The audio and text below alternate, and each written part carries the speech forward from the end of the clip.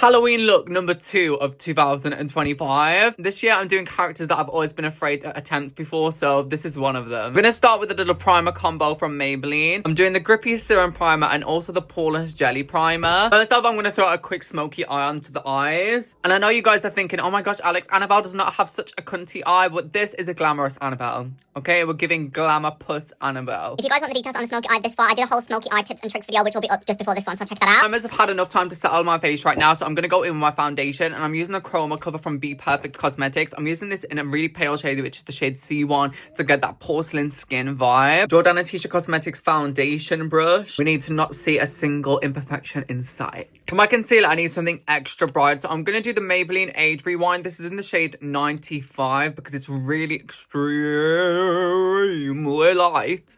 And then I think I'm even going to mix in some of this LA Girl Pro Concealer in the white shade as well in certain areas of my face. And then I'm going to add a touch of cream blush, but I'm not going to overdo it on the creams because I feel like I just need to build it up with my powder rather than a cream, because cream just goes a little bit overboard for me. So I'm doing a little bit of this one from Sun Kisser from Maybelline in the shade Spicy Red. And the shade's fitting because she does have a spicy red cheek from all of the killing sprees she goes on. Now that the face is set, we can go into some powders. To be honest, I'm a little bit nervous about. I'm going to take my normal colour bronzer because I do want to add some kind of warmth to the skin. Now I'm going to switch from my bronzer into some more grey shades from this smoky palette to really start to contour and chisel the face. She does have a little bit of a dirty face. I don't know if I want to add like the dirty vibes, but we shall see. This is the kind of contour shade that I'm going for, so I'm trying to really hollow out my cheek, if you can see from the front of my face.